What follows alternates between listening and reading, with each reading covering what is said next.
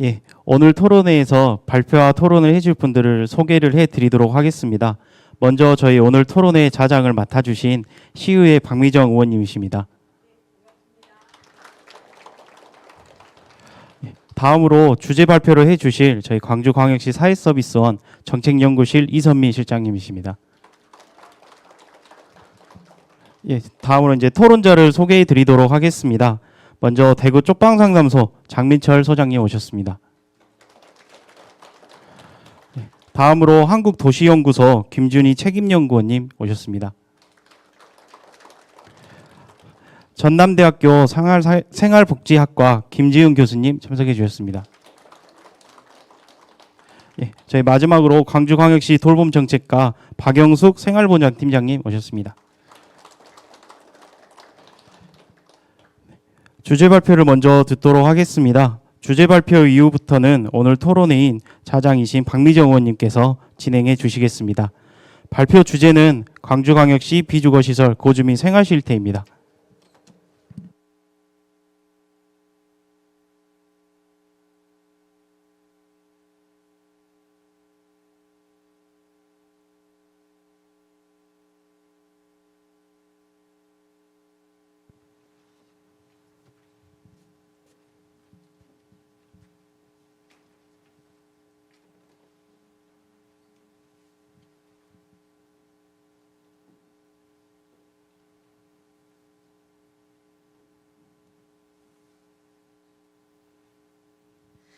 네, 인사드리겠습니다. 광주사회서비스원 정책연구실장 이선미입니다.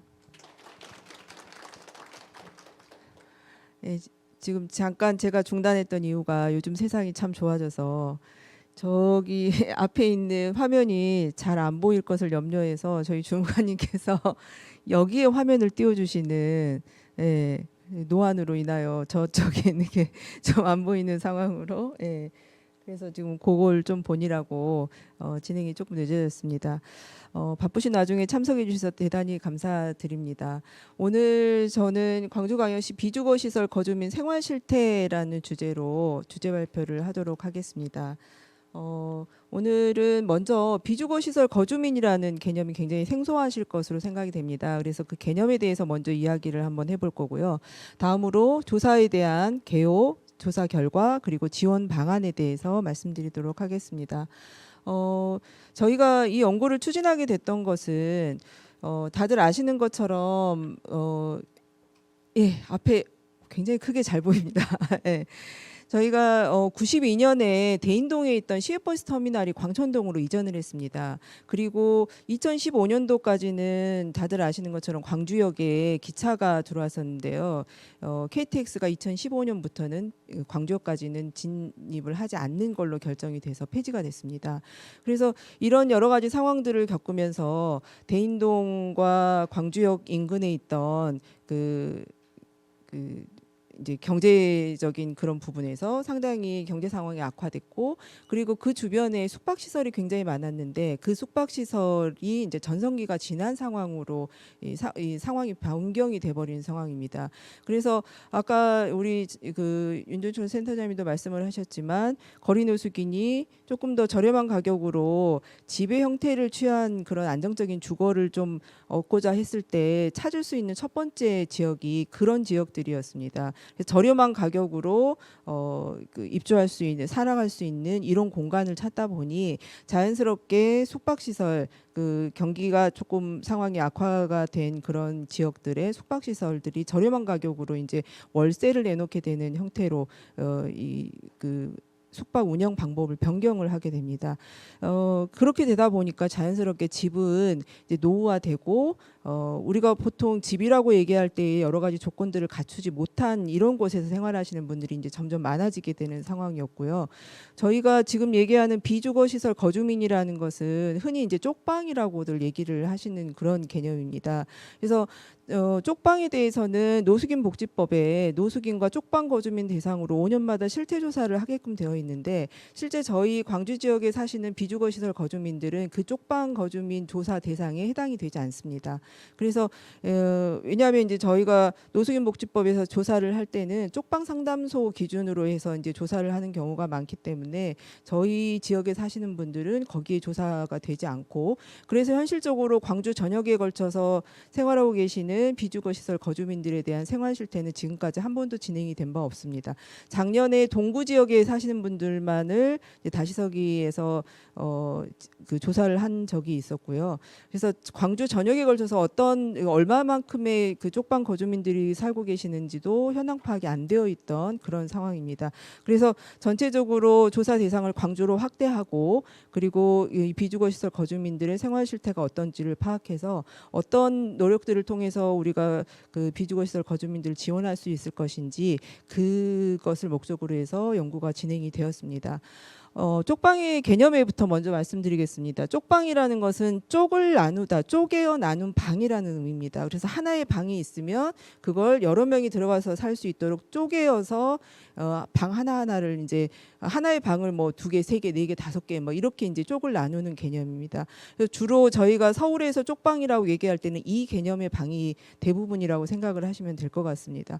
광주 같은 경우는 이런 쪽을 하나의 방을 쪼갠다라는 개념보다는 모텔이나 여인숙 또는 고시원에서 사시는 분들이 훨씬 더 많습니다.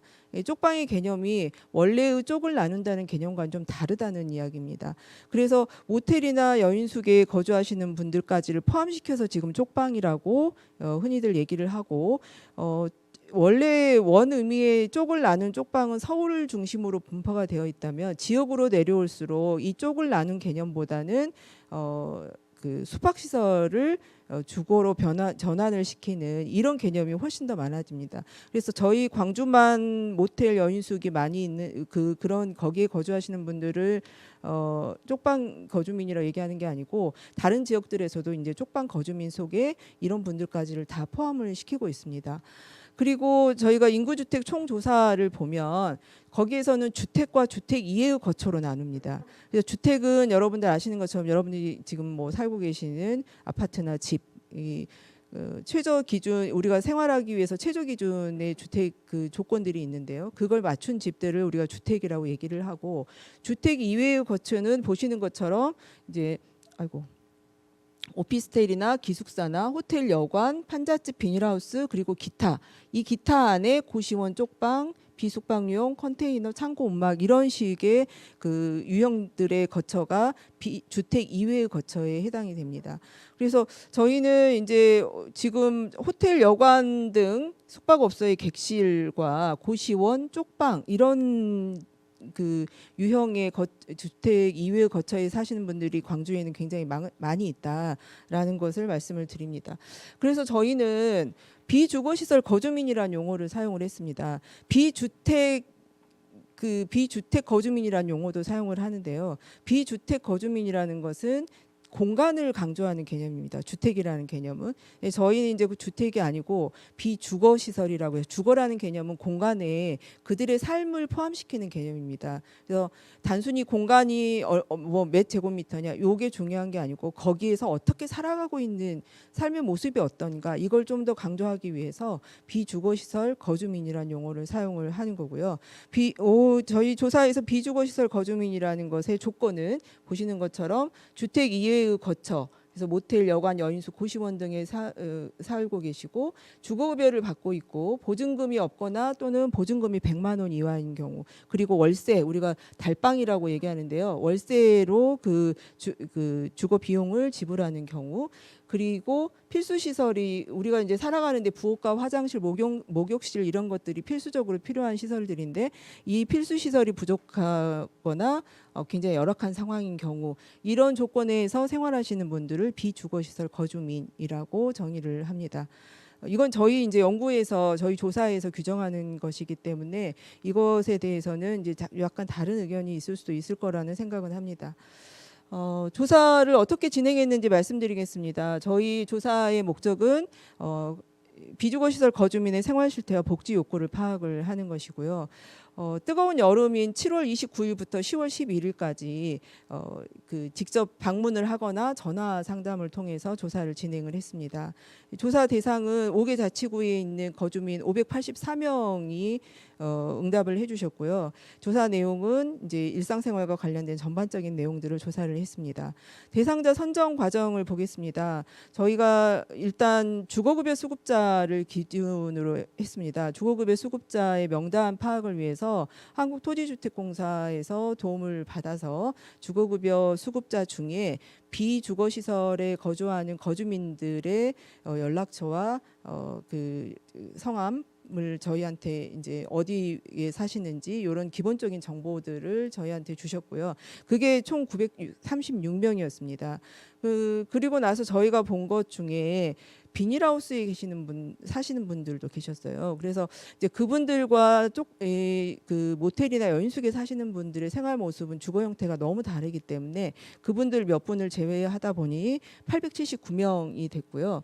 그리고 저희가 이제 조사를 실시하기 앞서서 문자를 보내서 이 조사를 실시한다는 것을 안내 문자를 보냈고 일일이 다 사전 전화를 했습니다. 그래서 조사에 참여하실 의향이 있는지 그런 그 선별 과정을 통해서 조사에 참여할 의향이 없다, 오지 마라, 또는 전화 연락이 안 되는 분들도 계셨고요. 이제 그런 여러 가지 과정들을 거쳐서 최종적으로 519명이 리스트가 확보가 사전 참여 동의자가 선정이 됐고요. 그리고 저희 이제 쪽빛 상담소를 운영을 하면서 거기에서 그 리스트에는 없지만 실제 이 조건에 해당되는 분들이 65분이 계셨습니다. 그래서 이분들 포함해서 총 584분에 대해서 실제 직접 대면 조사나 아니면 전화 조사를 통해서 조사를 실시를 했습니다. 그래서 오늘 제가 발표드릴 내용은 584분에 대한 그 면접 조사 결과다라고 생각하시면 되겠습니다. 저희가 조사를 하기 위해서 아까 말씀드린 절차대로 진행을 했기 때문에 그건 넘어가도록 하겠습니다. 네, 조사 결과를 말씀을 드리겠습니다.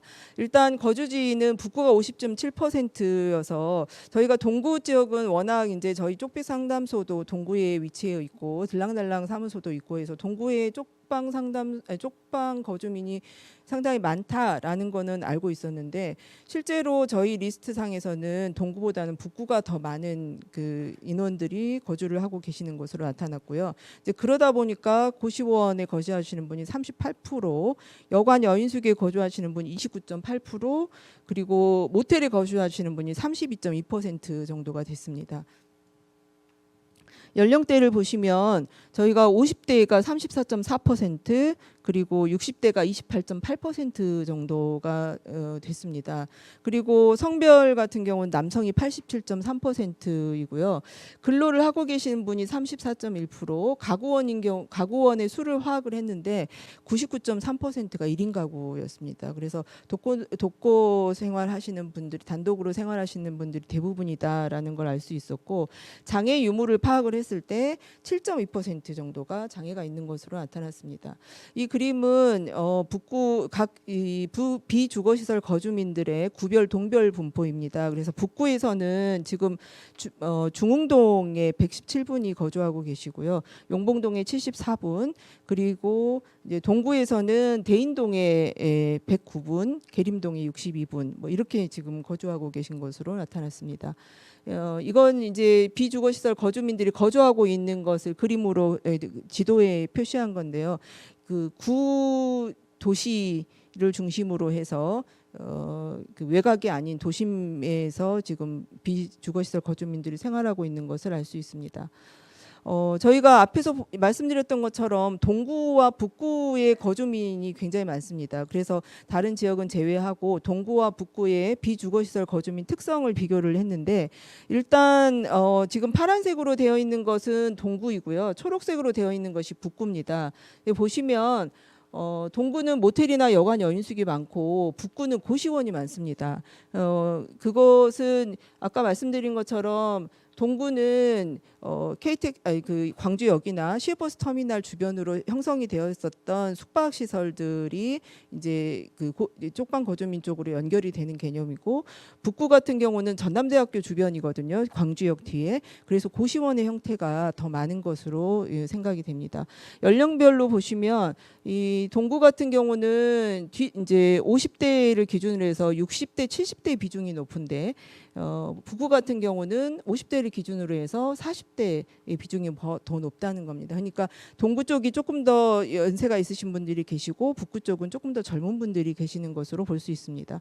그 다음에 이제 장애 여부나 근로 여부는 보시는 것과 같습니다. 그래서 동구와 북구는 똑같이 비주거시설 거주민의 수가 굉장히 많지만, 그 지역적인 특성에 의해서 거주하시는 분들의 특성이 지금 다르다라는 것을 알 수 있습니다. 근로활동 여부입니다. 34.1%가 근로활동을 하고 있는데요. 안 하고 있는 분들한테 여쭤봤습니다. 왜 일을 안 하시냐? 그랬더니 건강상의 문제가 78.7%로 제일 많았고, 적당한 일자리가 없어서가 14.8%였습니다. 그다음 근로활동을 어떤 일을 하고 계시는지 봤더니 일용직이 66.8%였고요. 하루 평균 근로일수는 12.501, 하루 평균 근로일수는 6.56시간 정도로 나왔습니다. 이건 평균이기 때문에 이제 편차는 굉장히 이게 폭이 넓게 나타났다는 점을 고려해 주시기 바랍니다. 월 평균 수입 보시면 총 수입이 지금 97.6만 원입니다. 그러니까 97만 6천 원이고요. 그중에 제일 많은 게 생계급여, 그다음 근로소득, 주거급여입니다. 생계급여가 43.7%를 차지를 하고 있습니다. 그리고 주거급여가 17.9%를 차지하고 있습니다. 월평균 지출 구매액 보시면 78만 원 정도를 지금 지출을 하고 있는데, 가장 많은 비중을 차지하고 있는 게 식료품비입니다. 그래서 47.5%가 식료품비로 지출을 하고 있고, 주거비가 24.88% 정도 됩니다. 그래서 이 전체적인 영역에 대해서 지출에 대한 부담감은 중간 수준보다는 조금 더 높은 것으로 볼 수가 있습니다. 주관적 경제 수준입니다. 10점 만점으로 질문을 했는데요. 평균점이 2.13점입니다. 그래서 스스로 생각을 할 때도 우리는 경제적 수준이 굉장히 낮다라고 생각하고 있는 것으로 볼 수 있습니다. 그리고 월세가 밀린다거나 공과금을 기한 내에 납부하지 못하는 등의 물질적 궁핍 경험이 있는지를 조사를 했는데, 보시는 것처럼 20% 전후로 해서 경험을 한 적이 있는 것으로 나타났습니다. 거주지 실면적입니다. 전체 평균 면적 보시면 10.06입니다. 그러니까 한 3평 정도 된다라고 보시면 될 것 같습니다.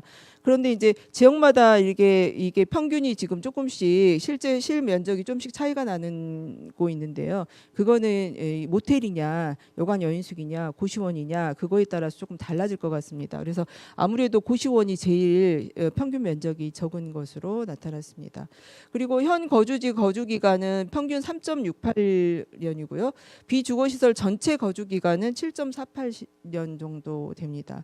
그래서 한번 비주거시설에 이렇게 들어오시면 이게 쉽게 이렇게 떠나기가 어려운 상황이다라는 것을 알 수가 있습니다.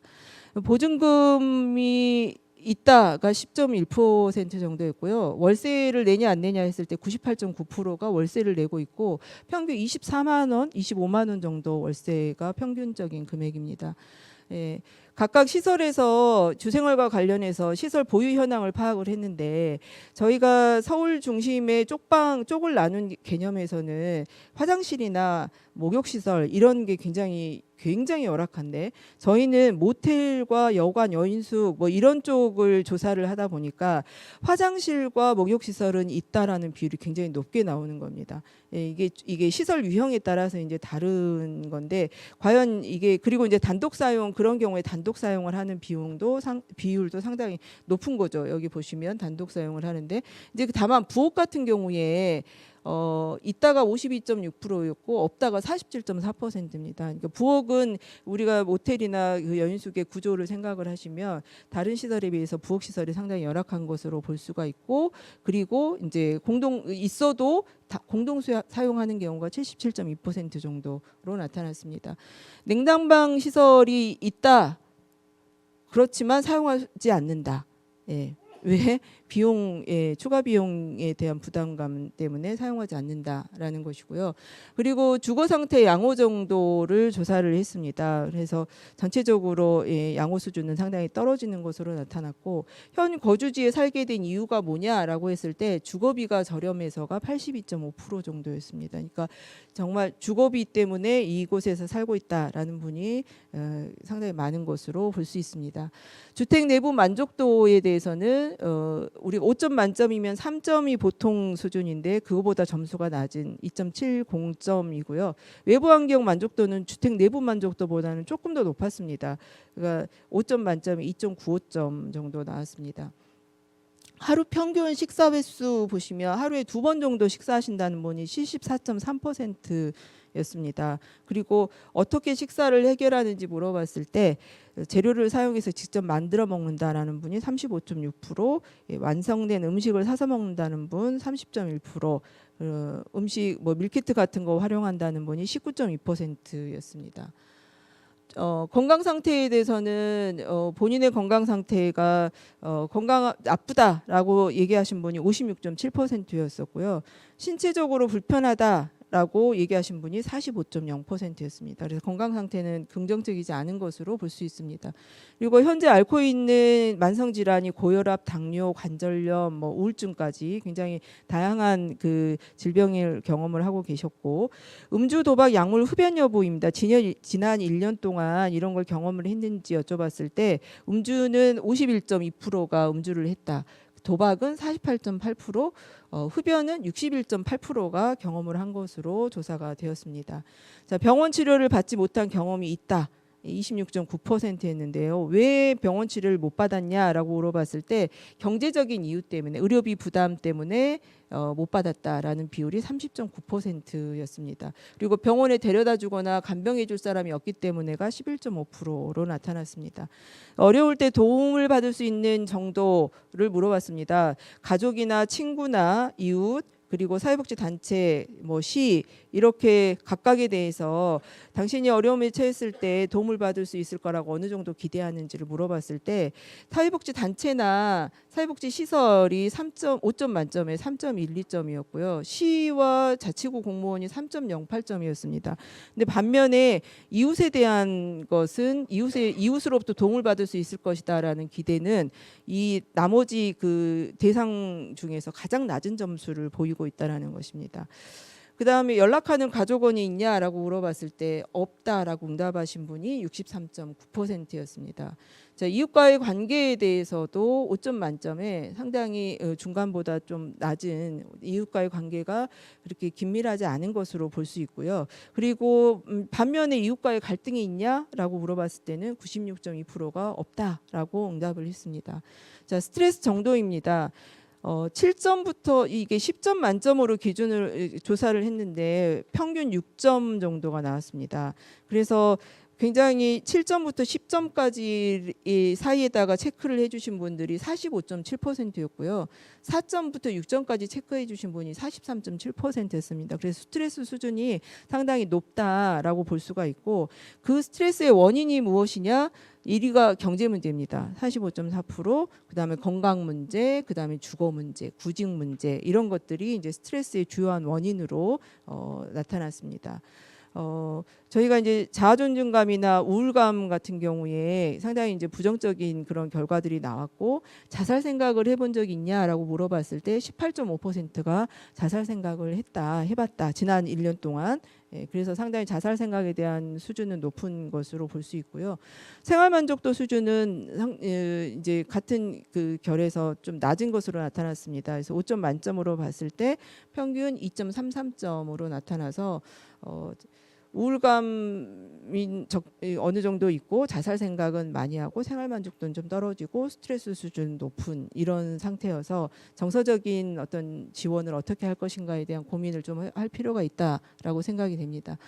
복지 서비스 이용 경험 지난 1년 동안 경험한 적이 있냐라고 물어봤을 때 물품 지원이 30.0%로 가장 많았고요.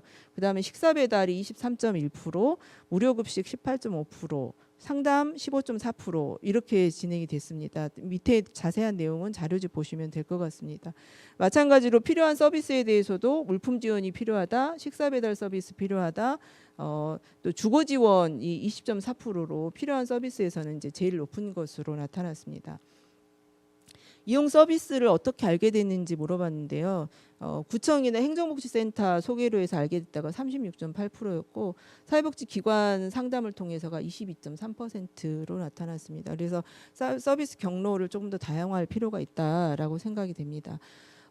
현재 거처에서 계속 거주할 희망 여부를 물어봤는데 살고 싶지 않다라는 응답이 61.1%였고요. 살고 싶다가 38.9%였어요. 근데 살고 싶은 분 대상으로 해서 왜 계속 여기 살고 싶냐 물어봤더니 현재 월세로는 다른 곳으로 갈 수가 없다. 그래서 가고 싶어도 경제적인 상황 때문에 갈 수 없는, 그래서 여기에 계속 살고 싶다라고 이야기를 했습니다. 임대주택을 신청해 본 적이 있냐라고 했는데 미신청자가 68.8%였고요. 왜 미신청했는지 물어봤을 때 보증금이나 입주 비용이 없다라는 게 첫 번째 이유였습니다. 그리고 제도를 알지 못해서 신청 못했다는 분도 30.6%나 돼서 저희가 이 제도에 대해서 좀 더 홍보를 할 필요가 있다라고 생각이 됩니다.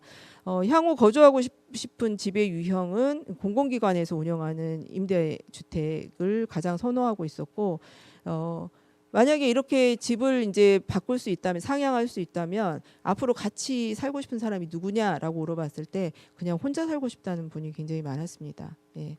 그리고 향후에 근로 희망을 조사를 했는데 나는 일을 하고 싶다라는 분이 67.5%였었고요. 이제 민간 기업 같은 데서 일하고 싶다가 34.5%, 자활 공동체나 자활 근로하고 싶다라는 분이 21.1%, 일용직 16%, 뭐 이런 순서대로 나타났습니다. 예, 적절한 식사를 위해서 식생활 지원 욕구와 관련해서 가장 필요한 게 뭐냐라고 물어봤을 때 충분한 식료품비 지원이 가장 필요하다라는 거였고요. 두 번째가 적절한 요리 공간이 필요하다라는 결과가 나왔습니다. 의료 서비스가 필요한지 물어봤는데 필요하다라는 게 74.7%였고 이제 가장 필요한 의료 서비스는 치과 진료인 것으로 나타났습니다. 그다음에 그래서 여기까지가 저희가 이제 실제로 조사를 한 결과를 간단하게 말씀을 드렸고요. 이 결과를 토대로 해서 저희가 이제 실제 보고서에서는 요 설문조사만 한 게 아니고 여러 가지 기타 이제 조사들이 포함이 돼서 그런 내용들을 토대로 해서 비주거 시설 거주민들의 생활 실태 지원 향상을 위해서 어떤 그 방안들을 마련을 해야 될지를 고민을 해봤는데요. 이제 첫 번째 크게 비주거 시설 지원 거주민의 생활 실태 향상을 위해서 지원 체계 마련과 여기 보시면 생활 영역별 지원 방안 크게 두 가지로 구분을 해서 제안을 하도록 하겠습니다. 그래서 첫 번째 지원 체계 마련입니다. 일단 저희가 비주거 시설 거주민의 복지와 생활 안정 지원에 관한 조례가 시에는 없습니다. 동구에는 있는데요. 지금 전국적으로 비주거시설 거주민과 관련된 조례가 그렇게 많지는 않습니다. 그래서 광주에서는 동구에 이 조례가 있고 시에는 없는 상황이기 때문에 이제 시에서 이 관련된 조례를 좀 제정할 필요가 있지 않을까. 그래서 주요 내용과 목적은 한번 자료집을 확인하시면 되겠습니다. 그다음 두 번째로 비주거시설 거주민 지원 전담 조직 확대 운영이 필요합니다. 쪽방에 대한 그 지원과 쪽방 거주민에 대한 지원과 상담은 쪽방 상담소라는 곳에서 다른 지역은 운영을 하고 있습니다. 쪽방 상담소는 전국에 10개소가 있고 사회복지 시설에 해당이 됩니다. 근데 광주 같은 경우는 이제 쪽방 거주민들이 기존에 많지 않았기 때문에 다시서기 종합지원센터에서 쪽방 상담소의 역할을 쪽빛 상담소에서 운영을 하고 있는 상황입니다. 그래서 주로 쪽빛 상담소가 지금 동구에서 운영을 하고 있는데 앞에서 말씀드린 것처럼 북구에 굉장히 이 비주거시설 거주민들이 많이 살고 계시기 때문에 이 쪽빛 상담소를 북구까지 확장을 해서 운영하는 2호점을 개설을 하는 것을 제안을 드립니다. 이제 다만 동구와 북구는 앞에서 말씀드린 것처럼 거주민의 생활 특성이 다릅니다. 그렇기 때문에 접근하는 방식도 조금 달라야 될 것이라고 생각이 되고 그래서 지역별 개인별 맞춤형 서비스를 제공하고 사회적 관계 형성의 장을 마련할 수 있도록 지원 전담 조직을 확대 운영하는 것을 제안을 드립니다. 그다음에 지역 내 유관기관 네트워크 형성을 통해서 사례관리 시스템을 마련을 해야 됩니다. 그래서 비주거시설 거주민과의 삶의 질 향상을 지원하기 위해서는 기본적으로 저희 이제 지자체와 그다음에 주거지원기관 뭐 그 광주 종합주거복지센터나 LH 주거복지센터와 연계해서 또는 이제 건강상담과 관련해서는 보건소나 중독센터, 정신건강복지센터, 운둔형 외톨이 지원센터들과 연계해서 그리고 일자리 관련해서는 자활센터, 시니어클럽 등과 연결해서 또 사회복지 시설 관련해서는 종합사회복지관, 노인복지관 또 우리가 뭐 그 여러 가지 그 사회복지 유관기관들과 연계해서 비주거시설 거주민과 관련된 공식적 사례관리 체계를 마련할 필요가 있다라는 겁니다. 근데 저희가 실제로 이제 그 거주민들과 그 거주민들의 삶을 보면 공식적 사례관리 체계만으로는 그들의 욕구를 재빠르게 해결하기 좀 어려운 상황입니다. 그래서 비공식적인 그런 지원망을 형성할 필요가 있다라는 것을 말씀을 드립니다. 이 비주거 시설에 지금 뭐 계림일동 같은 경우는 쪽방 수호대라는 것을 운영을 합니다. 그래서 여인숙이나 모텔의 사업주들 중심으로 해서 주민자치회장, 그다음에 지사협위원장 이런 분들이 함께 모여서 전출입이나 아니면 위기가구 발굴 뭐 이런 것들에 지원을 하는 그런 조직체가 만들어져 있습니다. 그래서 이런 비공식적인 지원망들을 만들어서 1차적으로 그 비공식적 지원망에서 돌봄을 진행을 하고 그리고 그게 이제 그들 안에서 해결이 안 될 경우에 공식적인 지원망으로까지 확대될 수 있게끔 연계해주는 이런 역할들이 필요할 것이라고 생각이 됩니다. 그리고 비주거 시설 거주민 현황 관련된 데이터베이스 구축하는 것이 반드시 필요할 것이고 이 내용들은 이제 조례에 담아진다면 정기적으로 조사를 진행할 수 있지 않을까라는 생각을 합니다. 생활 영역별로 지원 방안 말씀드리겠습니다. 주거권 보장과 관련해서는 일단 저희가 주거권은 두 가지 방법이 있습니다. 주거 상향하는 거니까 조금 더 안정적인 주거 생활을 할 수 있게끔 집을 옮겨드리는 거, 임대주택 같은 데로 옮겨드리는 것과 비주거 시설 주거 환경 개선을 하는 겁니다. 그러니까 집을 옮기기 어려우신 분들한테는 현재 살고 있는 곳의 주거 환경을 좀 깨끗한 곳에서 생활할 수 있게끔 도배를 해드린다거나 장판을 깔아드린다거나 또는 안전사고의 위험이 없는지 확인한다거나 뭐 이런 방법들을 할 수가 있습니다. 그래서 이건 어떤 것이 더 옳고 어떤 것이 더 낫다라고 얘기할 수 없는 부분이어서 이 두 가지를 같이 병행해서 융통적으로 주거권 보장을 할 수 있게끔 지원해야 될 것이라고 생각이 되고요. 그다음 일자리 지원과 관련해서는 비주거 시설 거주민 맞춤형 일자리 발굴이 필요합니다. 그래서 이분들은 8시간 풀로 아침에 9 to 6를 원하시는 것이 아니었습니다. 앞에서 연구 결과에서도 보는 것처럼. 그래서 근로 시간이나 근로 기간을 조금 다양화해서 맞춤형 이 일자리 발굴이 필요하고 이제 가능하다면 비주거 시설 거주민 조합을 설립을 해서 거기에서 운영을 할 수 있게끔 실제로 다른 쪽방 상담소에서는 작업장을 만들어서 작업장을 활성화시키는 이런 식으로 일자리 창출을 유도하기도 합니다. 그래서 저희도 그런 개념들을 좀 가져와서 접목시키면 어떨까라는 생각이 들고요. 그다음에 의료 지원과 관련해서는 무료 치과 진료소가 운영될 필요가 있다라고 생각이 됩니다. 치과 진료에 대한 욕구가 굉장히 높으셨고 실제로 서울 같은 경우는 쪽방 상담소의 부설로 치과나 의료센터들이 지금 운영이 되기도 있습니다. 서울은 워낙 쪽방의 거주민들이 많기 때문에 이제 다양하게 그 지원 체계들이 지금 운영이 되고 있는 상황입니다. 그래서 광주의 무료 치과 진료소가 조금 단체들과 연계해서 그 진료 기회를 제공할 수 있으면 좋겠다라는 생각이 들고 그리고 이제 저희가 광주다음 통합돌봄의 건강 지원과 연계해서 의료 서비스를 제공하는 것도 검토해 볼 필요가 있습니다. 이 광주다음 통합돌봄 내에 건강 지원 사업이 있기 때문에 그걸 좀 활용하는 거 그리고 독감 무료 예방 접종 필요합니다. 이제 65세 이상 어르신인 경우에는 무료 접종 대상인데 그 사이에 있는 분들도 아까 50대도 굉장히 많았거든요. 그래서 주거 환경이 열악하다 보면 독감에 쉽게 걸릴 수 있기 때문에 이제 그런 부분들에 대해서 선제적으로 대응하는 것도 필요할 것이라고 여겨집니다. 식생활 지원과 관련해서는 저희가 광주다음 통합돌봄에 식사 지원 있습니다. 그래서 그것과 연계하는 방안에 대해서 좀 고민이 필요하고요. 그 다음에 지금 비주거 시설이 집중적으로 분포되어 있는 지역이 있습니다. 북구 중흥동이나 용봉동, 우산동, 동구 대인동, 계림동 이런 부분에 푸드뱅크나 푸드마켓 같은 것들이 설치되면 조금 더 효율적으로 이게 그 식생활의 문제가 해결될 수 있지 않을까라고 생각이 되고요. 이제 공유 식당이 지금 없습니다. 아까 말씀드린 것처럼 목욕탕이나 화장실 뭐 이거는 그 모텔이나 여인숙 등에 많이들 그 있는데 실제로 음식을 해 먹을 수 있는 부엌은 상당히 부족한 상황이어서 그 부분을 해결해 줄 수 있게끔 공유 식당을 제안을 해봅니다. 그리고 정신건강 증진 아까 말씀드린 것처럼 정신건강을 증진시키기 위한 그런 어떤 그 지원 체계가 마련이 될 필요가 있는 거고요. 보건소나 중독센터, 정신건강복지센터 연계를 통해서 정례적으로 상담 프로그램을 활성화시키는 것이 필요할 것이다라고 생각이 됩니다. 이거는 한소영 탁장한 연구자가 연구 결과에 제시한 내용입니다. 네, 제가 이 연구를 리뷰를 하면서 정말 이게 우리 비주거시설 거주민의 생활 실태를 한마디로 표현해 주는 말이구나라는 생각이 들어서 제 발표의 마지막으로 이걸 한번 말씀드리고자 합니다.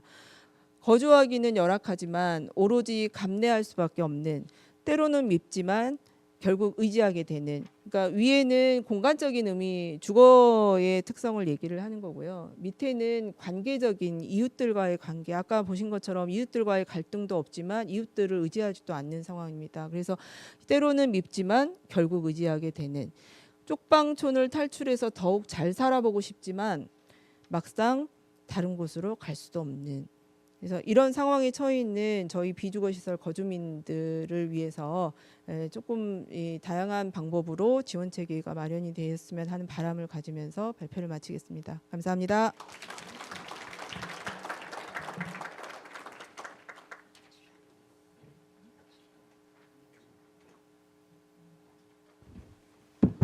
네.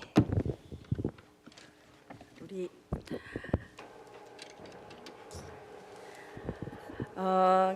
기한 발제해 주신 광주사회서비스원의 이선미 정책연구실장님께 다시 한번 뜨거운 박수 부탁드립니다. 발제가 끝났고 이제 이후의 시간에는 질의와 토론 시간입니다. 우리가 토론자로 모셨던 네 분 오셨고요. 네 분의 토론이 끝나면 바로 질의응답으로 그렇게 패널분들에게도 기회가 드리도록 그렇게 하겠습니다. 자장을 맡은 저는 박미정 광역시 의원이고요. 여러분들과 같이 복지 현장에서 일을 했던 사회복지사이기도 합니다. 어떻게 하다 보니 거의 이제 30년째 이렇게 돼 있더라고요.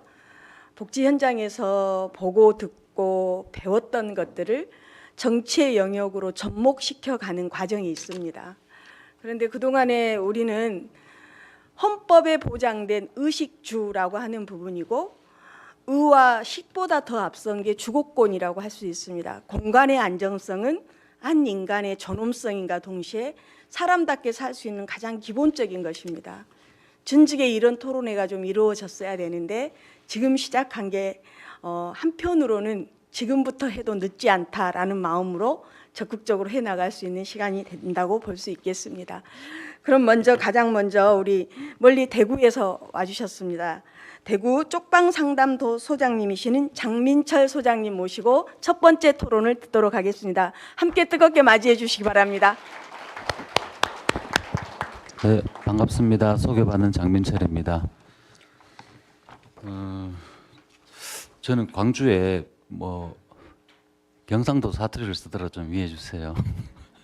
광주에 배우러 많이 왔습니다. 광주가 지역사회보장협의체의 굉장히 선진지로 광산구도 가보고 서구도 가보고 그때 늘 하셨던 말씀이 결국에는 리더의 관심과 결심이 있으면 할 수 있다라는 얘기를 꼭 해주셨습니다. 그래서 많은 배움을 얻고 갔는데 오늘 그 토론회 시작 지점에서 시장님, 지역구 국회의원님 그리고 시의원님 여러 리더들이 많은 관심을 내주고 계시고 마음을 내주고 계셔서 광주의 이 사업들은 앞으로 굉장히 의미 있는 진전을 가지고 갈 거라는 그런 마음으로 저는 시작을 토론을 해보겠습니다. 그 제 토론문은 앞서도 조금 썼었는데 앞서 발제하신 분들이 이제 발표자분이 전국에 쪽방 상담소가 10군데가 있는데 서울에 5곳, 인천, 대전, 대구 한 곳이 있고 부산에 2군데가 있습니다. 그래서 2016년쯤부터 시작을 했던 것 같아요.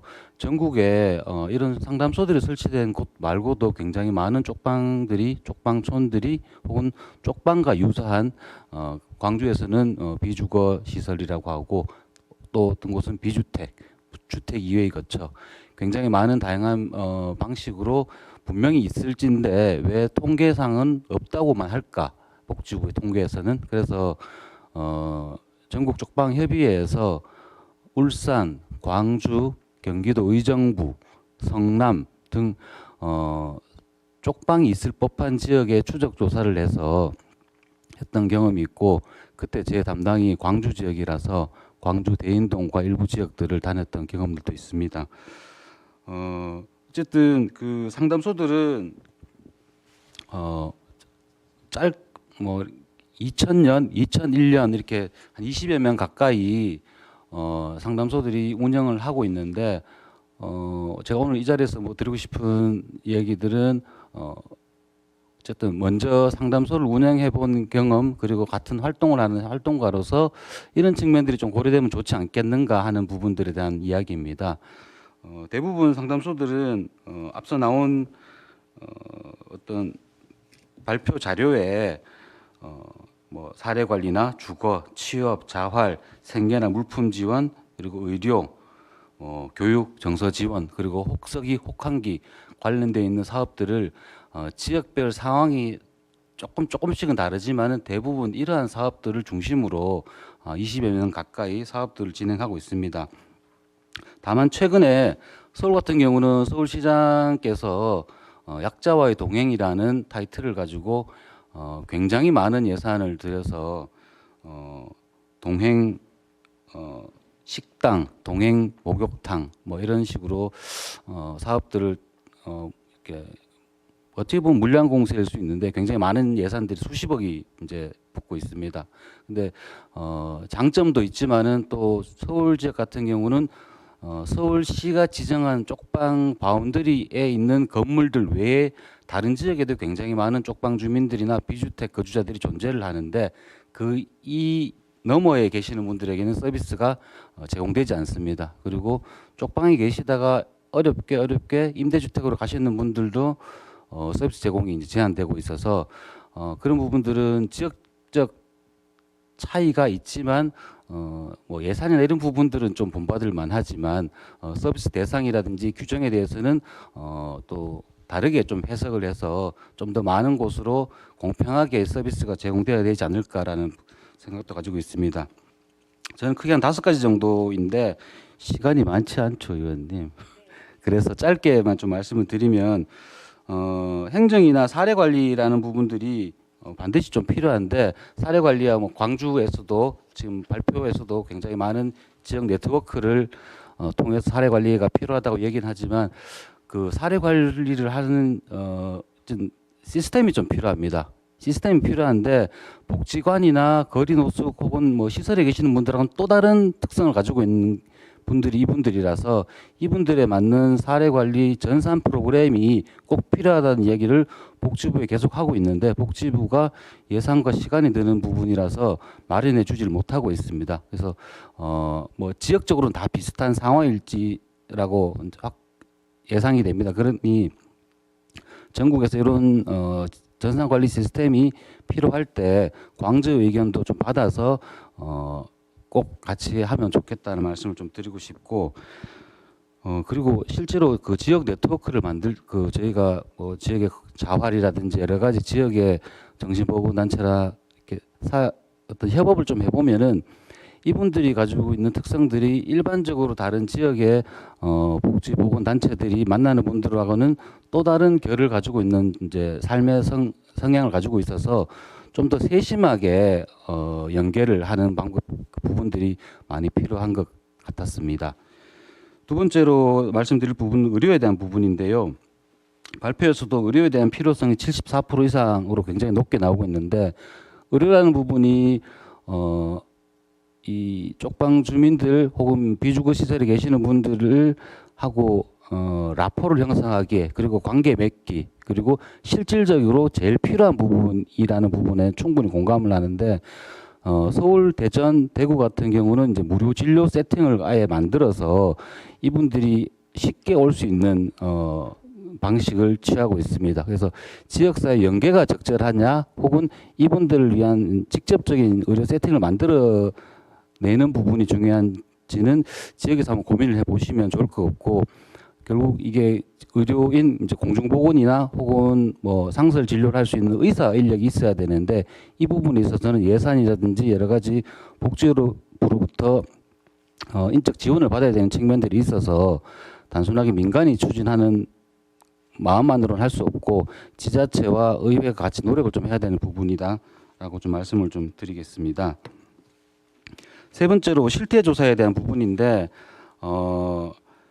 앞서 잠깐 말씀도 드렸지만 이 비주거 시설에 계시는 분들 쪽방 주민들에 대한 실태 조사가 실질적으로 정례적으로 이루어지는 부분들은 지자체 차원에서는 없는 걸로 저는 알고 있습니다. 다만 서울시 같은 경우는 서울시에 그 해당하는 쪽방 지역의 안에서만 조사를 되게 디테일하게 하고 있는 부분들은 좀 본받을 부분이고 특히 서울시 같은 경우는 주민에 대한 조사 외에 쪽방 건물에 대한 조사도 같이 하고 있습니다. 그래서 향후에 조사의 여력이나 여지가 있다면은 쪽방 건물이 난방은 어떤지, 냉방은 어떤지, 안전관리는 어떤지, 혹은 임대료는 어떤지, 공실은 어느 정도인지 이런 부분들을 백업 자료들을 차곡차곡 좀 모은다면은 향후에 재개발 재건축에 때문에 임대료가 상승하는 부분 그리고 재개발 재건축으로 쫓겨나시는 분들이 이동 경로에 대한 추적 조사라든지 이런 부분들로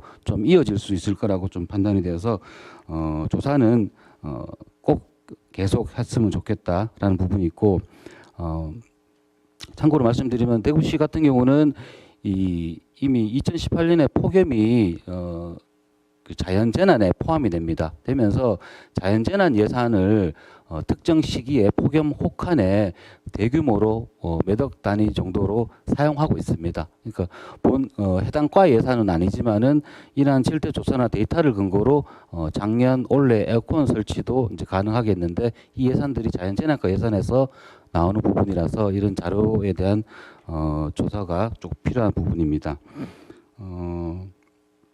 주거와 관련해서는 저는 결국에는 쪽방 주민이나 홈리스 문제의 출구 전략으로 할 수 있는 부분들이 주거라는 부분이 가장 핵심이라고 보는데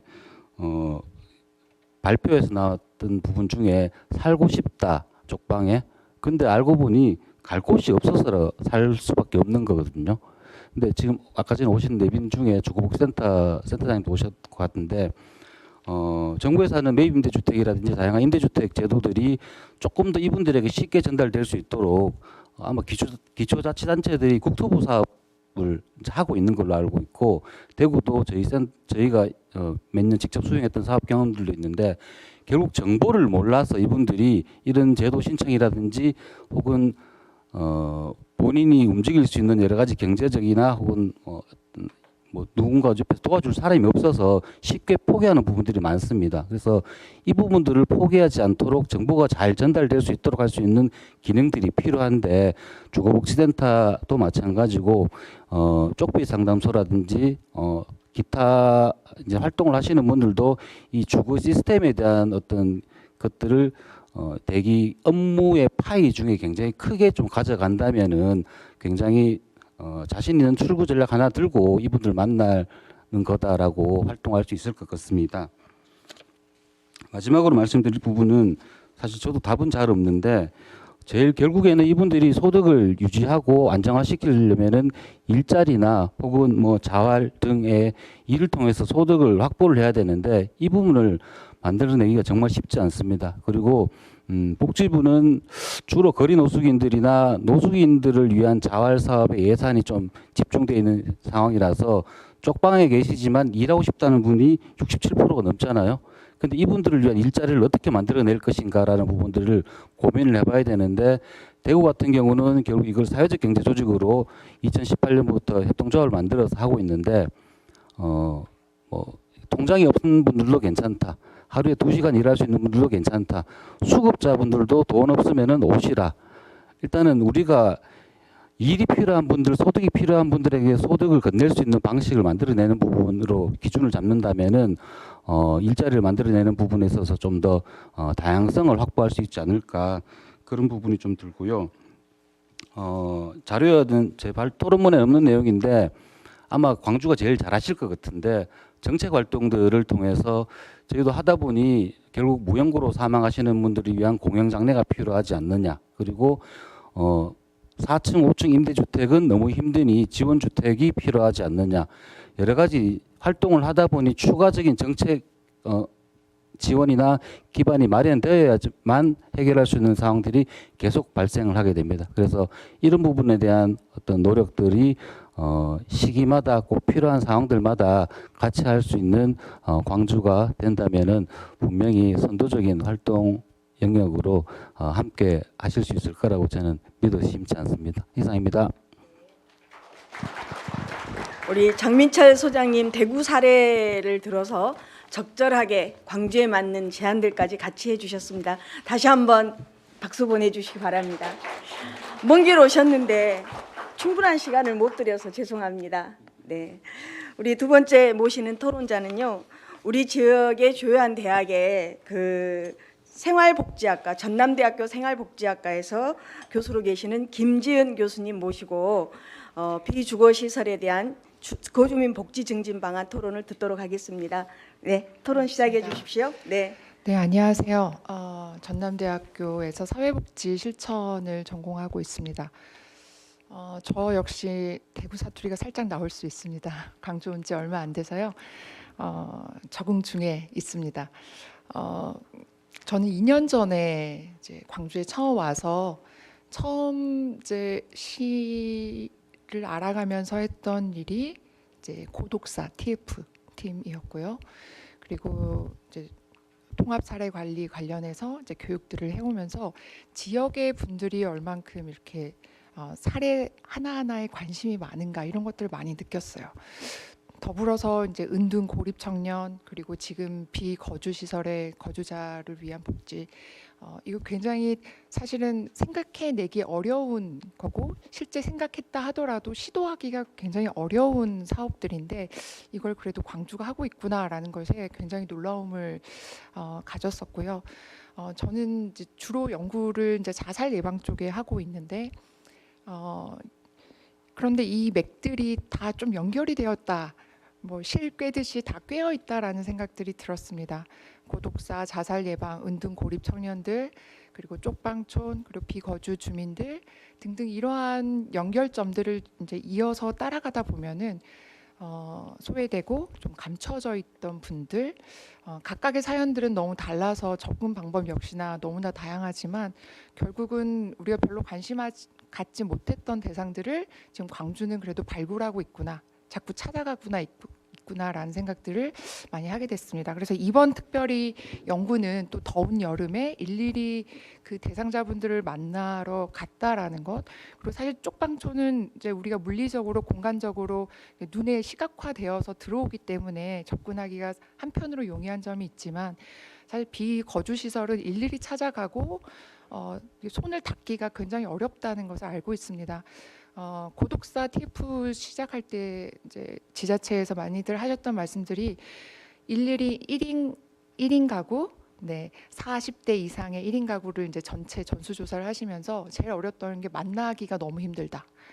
만나려고 해도 연락이 닿지 않는다라고 했었는데 아까 그 표본 조사에서 나중에 동의하는 률을 봤을 때 상당히 싶더라고요. 그래서 어떤 비법들을 가지고 이렇게 설득을 하시고 또 접근하셨을까 굉장히 좀 놀라웠습니다. 그래서 어쨌든 이러한 시도 안에서 저는 지금 발제하셨던 선생님께서 하셨던 제안점들에 많이 동의를 하고요. 거기에 덧붙여서 이제 한 크게 두 가지 정도 말씀을 좀 드리고자 합니다. 결국은 1인 가구, 우리가 40대 이상의 중장년 남성에 대한 관심이 필요하다는 것들을 계속 자살 예방 고독사 또 뭐 이번 비거주 주민까지 연결해서 볼 수가 있었던 것 같습니다. 네, 그리고 뭐 주거에 대한 이야기들 그리고 사례 생활 관리에 대해서 얘기를 하지만 저는 무엇보다 건강에 대한 얘기를 좀 하고 싶습니다. 네, 건강이란 것은 모든 어떤 삶의 중요한 지점이고요. 저 혹시 네, 혹시 불편하신 점이 있으실까요, 어르신? 네. 예, 그러면 마이크를 좀 드리면은 어떻게 가능할까요? 네. 네.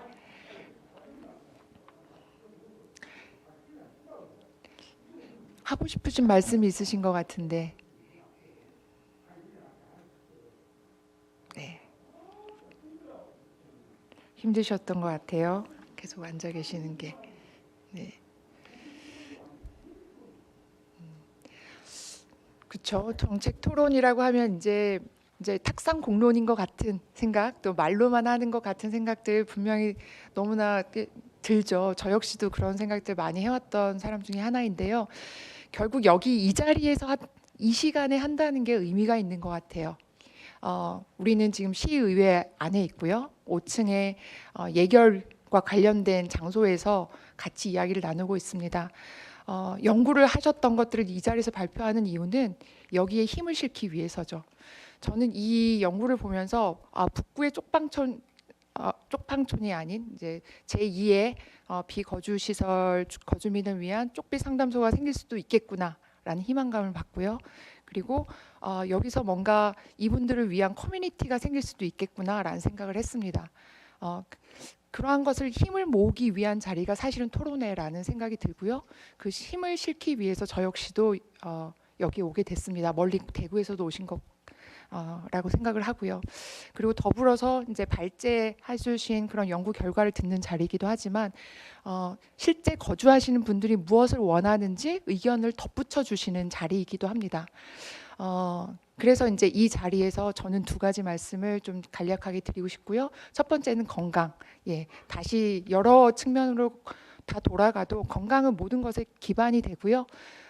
우리가 광주다움 통합 돌봄에서 지원하는 사업들도 있지만 실질적인 병원 진료가 이루어지기까지는 사실 여러 가지 경제적인 어려움, 모시고 갈 사람의 어렵고 또 이후에 대한 불안감, 더 큰 병이면 어떡하지 등등 여러 가지의 단계들을 거쳐서 이제 지연되다가 결국 병원 문을 들어가게 되는 것 같아요. 그 기간을 좀 짧게 해야 되겠다라는 생각이 먼저 들었고요. 짧게 하기 위해서는 아까 말씀하신 무료 진료소 그리고 건강에 대한 우리가 뭐 의사 선생님의 방문 진료 같은 것들도 있겠지만 병원들이 협력해서 그 협력 기관과 조율이 되어서 실제 병원이라는 세팅에 가서 피검사도 하고 CT도 찍고 그런 검사들을 통해서 정확한 진단과 치료가 시작될 수 있게 하는 그러한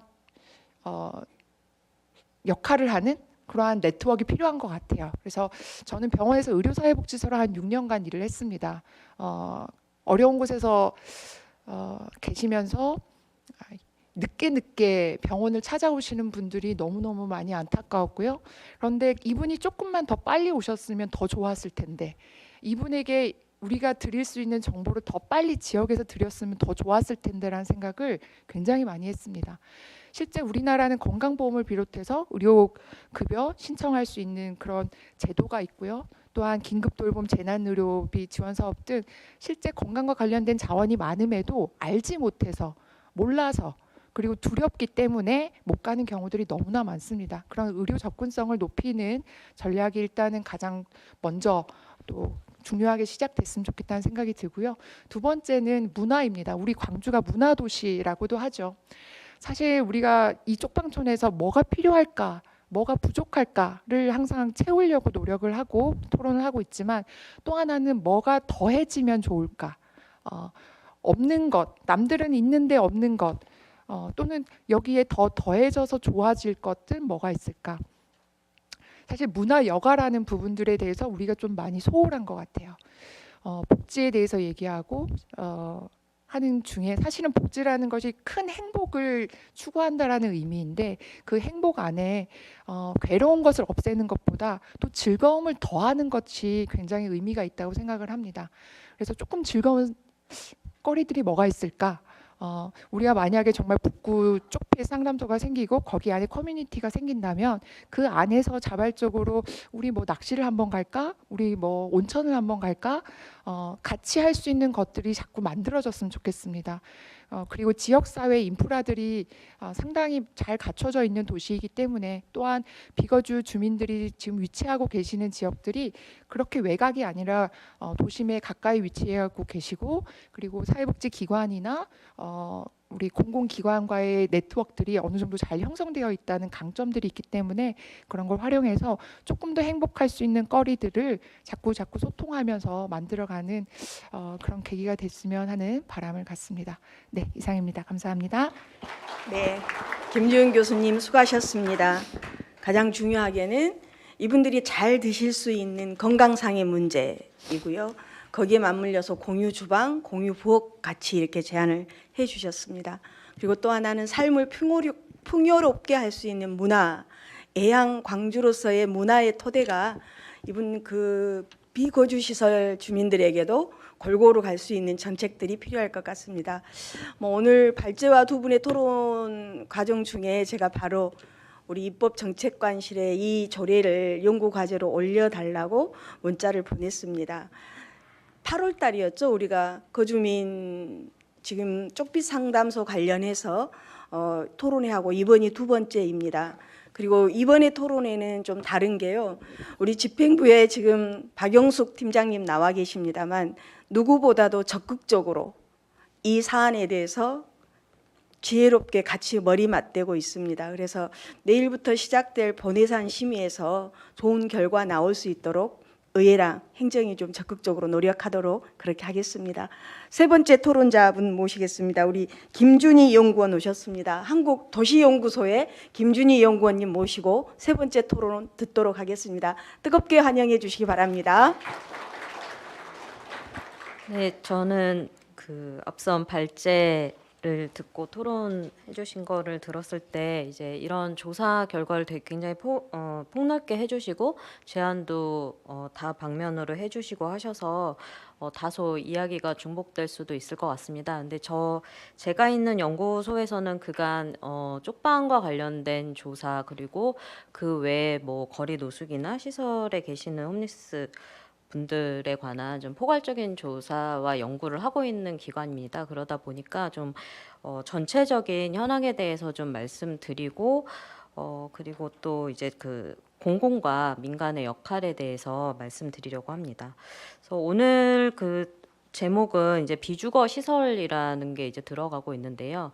이게 많이 이제 쪽방이라고도 쓰이고 비주택이라고도 쓰이고 비적정 거처라고도 쓰이고 이렇게 다양한 언어들로 사용이 되고 있는데 사실 이게 법적으로 이렇게 정의되거나 이러지는 않았습니다. 그래서 정확한 정의 규정이 없다 보니까 사실 어떤 기관에서 어떻게 정책 대상을 삼느냐에 따라서 되게 달라지기 때문에 사각지대도 되게 많이 발생하는 문제가 있다는 걸 먼저 말씀을 드리고 싶습니다. 그래서 제 발제문은 좀 PPT로 작성했는데 이 페이지 43페이지에 보면 이제 국토부 같은 데서 쪽방에 사는 분들을 주거지역개정 주거상영 사업을 통해서 이제 임대주택 들어가게 하고 있는데 여기서도 쪽방이란 용어는 쓰고 있지만 정확하게 규정을 하고 있지 않습니다. 그러다 보니까 이제 읍면동 센터에 가서 신청을 하게 되면 이게 쪽방으로 인정을 하냐 마냐에 대해서 좀 문제가 되기도 하죠. 그래서 실무자가 같이 가서 이건 쪽방이라고 이제 좀 겨우 설득을 해야지 되고 이러는 문제가 좀 발생하기도 합니다. 그리고 복지부 같은 경우는 지금 노숙인복지법의 주무 부서이기도 한데 사실 법이 2011년에 제정되고 12년부터 시행되면서 점점 법에 따라서 발전을 하고 있는 게 아니라 복지부는 좀 손을 놓고 있는 상황입니다. 그래서 쪽방 상담소가 2000년대 10개 지정이 됐는데 그 이후로 확대되지 않고 그렇지만 그거와 똑같은 쪽방은 계속해서 확대되고 있는 상황이라고 볼 수 있습니다. 그리고 또 그 쪽방 상담소마다도 쪽방으로 포함하는 거처가 다 다릅니다. 그래서 어떤 데는 되게 폭넓게 지원하는 반면 어떤 데는 굉장히 협소하게 지원하고 있는 문제가 있고요. 그 외에 이제 노숙인 등의 복지 및 자립 지원에 관한 법률이라든지 자체 조례에서 쪽방이라는 단어를 사용하고 있지만 실질적으로 그러면 그 쪽방이라는 게 무엇이냐라는 정의가 불분명하고 그에 따라서 이제 지원의 사각지대가 생긴다고 볼 수 있을 것 같습니다. 그렇기 때문에 이제 조금 크게 보면은 지금 10개 쪽방 상담소에서 지원하고 있는 서비스 대상자 수는 5,500명 정도밖에 안 돼요. 그런데 그 국토부에서 5년마다 하는 주택유예 거처 실태조사가 있습니다. 아까 발제해 주신 자료에도 나왔는데 그게 보면은 지금 2017년에 비해서 2022년에 7만 가구가 늘어나서 약 44만 가구입니다. 근데 그 44만 가구와 이 지금 쪽방으로 해서 중앙정부에서 지원하는 5,500 가구는 굉장히 큰 갭이 크다고 볼 수 있습니다. 그래서 이런 거에 대한 실태를 잘 파악할 수 있는 것부터가 좀 선행되어야 될 것 같고요. 그 다음에 이제 44페이지부터 45페이지까지는 이제 이런 형태의 쪽방들이 전국에 산재해 있다. 그러니까 10개 쪽방 상담소 외에 지금 광주에서도 조사하셨지만 광주에도 있고 제주에도 있고 천안에도 있고 뭐 경기도 시흥에도 있고 전주에도 있다라는 거를 말씀드립니다. 그리고 제가 이제 크게는 이제 연구소에서 구로구 가리봉동과 관악구 대학동을 이제 실태 조사를 한 것이 있어서 조사 결과를 가져왔는데요. 여기도 이제 구도심이 쇠퇴하면서, 그러니까 원도심이 구도심이 되면서 거기에 그 숙박시설이나 이런 게 쇠퇴하면서 쪽방으로 이용하고 있다고 하는데 구로구 가리봉동 같은 경우는 구로공단에 예전에 일하던 노동자들이 떠나가면서 이제 중국동포분들이 쪽방으로 많이들 사용하고 있고 관악구 대학동 같은 경우는 거기가 이제 고시촌이었는데 사법고시 폐지되고 이러면서 소위 말하는 고시 낭인이나 이런 분들이 고시원을 쪽방과 같이 사용하시는 경우가 굉장히 많습니다. 그래서 제가 뭐 두 가지 실태조사 결과를 다 말씀드릴 건 아니고 참고하실 수 있도록 46페이지와 47페이지에 넣었는데요. 이게 각각 지역에서 조사를 하고 여기 광주에서도 하셨지만 실태조사 결과는 거의 비슷해요. 그러니까 뭐 남성이 많고 50대 이상이 많고 그다음에 뭐 학력이 낮고 장애 있는 가구 비율 높고 아프신 분들도 많고 그렇지만 뭐 그 진료비 부담 때문에 치료받지 못하는 사람도 많다. 그리고 또 중요하게 주목할 수 있는 거는 사회적 관계가 굉장히 단절되어 있다는 겁니다. 그래서 밀집 지역 쪽방 같은 경우는 뭐 쪽방 상담소가 설치돼서 지원하고 이런 것도 있지만 이렇게 산재된 곳에서는 더 이제 정보도 알기 어렵고요. 이런 문제가 더 발생하고 있다고 볼 수 있을 것 같습니다. 네. 그래서 48페이지로 가면 저 이제 두 가지로 나눠서 공공과 민간에서 할 수 있는 게 무엇이냐라고 했는데요. 사실 오늘 토론회에서 이제 많이들 얘기해 주시기도 했지만 일단은 이제 사각지대 발생을 방지하기 위해서는 포괄적으로 정의를 하는 게 필요하다. 그랬을 때 지금은 사실은 법적으로 봤을 때는 노숙인 등의 복지 및 자립 지원에 관한 법률이 좀 유일하다고 볼 수 있는데요. 지금 연구소를 포함해서 이제 시민사회단체나 이런 데서 노숙인복지법 개정을 해야 된다고 얘기를 하고 있습니다. 여기에서는 이제 거리 노숙과 시설 노숙인 그리고 상당 기간 주거로서의 적절성이 낮은 곳에서 생활하는 사람을 노숙인 등으로 하고 있는데 실질 지원은 일부 쪽방 상담소가 설치된 지역의 쪽방만 지원하고 있기 때문에 이런 정의 규정을 굉장히 구체적으로 해서 지원을 해야 된다는 이야기를 하는 것이 필요하다고 보고요. 그다음에 이 사각지대 쪽방 발굴과 지원을 해야 된다. 그래서 이렇게 광주에서 뭐 구로에서 뭐 대학동에서 이렇게 각각 공공이나 민간에서 각 지역마다 조사하는 것이 아니라 중앙 정부에서 이 규모가 어느 정도 돼인지 주택위에 거쳐 실태 조사를 하고 있지만 거기는 44만 가구가 모든 정책 대상은 아니기 때문에 실질적인 정책 대상은 어떻게 되는지에 대한 조사가 필요하다고 볼 수 있을 것 같습니다. 그리고 광주에도 주거복지센터가 이제 설치되어 있긴 한데요. 이 쪽방 상담소라는 거 있고 광주에는 쪽백 상담소가 있는데 이런 것들이 좀 더 체계적으로 설치가 될 필요가 있을 것 같습니다. 그러니까 주거복지센터가 사실 국토부에서 설치하라고만 하지 거기에 대한 뭐 지침을 주거나 지금 광주 인구가 뭐 140만이 넘는데 여기 지금 하나 있는 거잖아요. 서울은 각 지자체마다 하나씩 있는데 자치구마다 하나씩 있는데 뭐 그런 설치 기준이 하나도 없어요. 그런데 그런 것도 이제 좀 규정을 해야 된다는 거고요. 그리고 주거 상향 이동에 대한 지원도 해야 된다. 그랬을 때 이건 너무 큰 얘기긴 하지만 결국은 공공임대주택으로 이주하려면 물량이 필요한 거잖아요. 그렇기 때문에 민간임대 보증금을 지원한 전세임대로 자꾸 사람들을 빼지 말고 좀 안정적으로 거주하실 수 있게 매입임대를 확보할 수 있는 방안을 만들어야 된다고 생각합니다. 그다음에 이제 마지막으로는 그 공공에서만 이렇게 지원했을 때 또 그런 뭐랄까요 그 지원에 대한 의존 뭐 이런 것보다는 주민들이 스스로 이제 모여서 원하는 거를 좀 얘기할 수 있는 기회가 좀 마련되는 것도 좋을 것 같습니다. 그래서 두 가지 사례를 제가 가져온 거는 이제 동자동 쪽에 서울 그 가장 큰 쪽방촌에 있는 동자동에는 동자동 사랑방과 사랑방 마을주민 협동회라는 게 있습니다. 그래서 여기는 되게 만들어진 지 오래됐고 뭐 출자금 같은 거를 통해서 이제 거기에서 서로 이제 돈도 이제 대출도 해주고 이러면서 이제 지내는데 거기에서 좀 더 넘어서서 이제 주거권 옹호 활동까지 하고 계십니다. 그래서 여기는 전체적인 운영을 주민들이 조직을 만들어서 이제 운영을 하고 계시고요. 여러 이제 활동에도 함께하고 계십니다.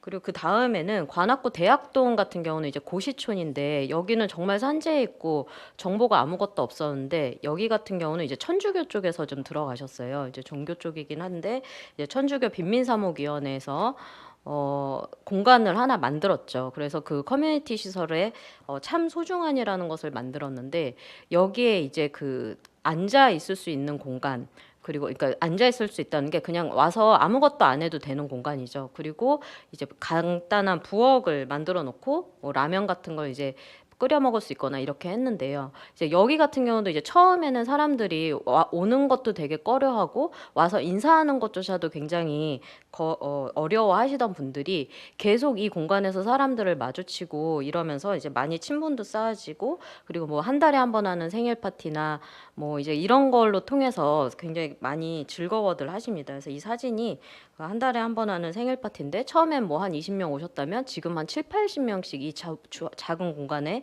모여서 즐겁게 지내고 계십니다. 그래서 이런 광주에서는 굉장히 관심이 많이 있으니 만약에 이런 민간에서 이런 자조 모임을 하더라도 좀 지원을 해주실 수 있지 않을까라는 말씀을 드리며 마무리하겠습니다.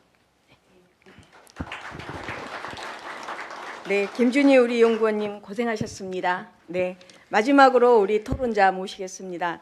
박용숙 광주광역시 시청 생활보장팀 팀장님이십니다.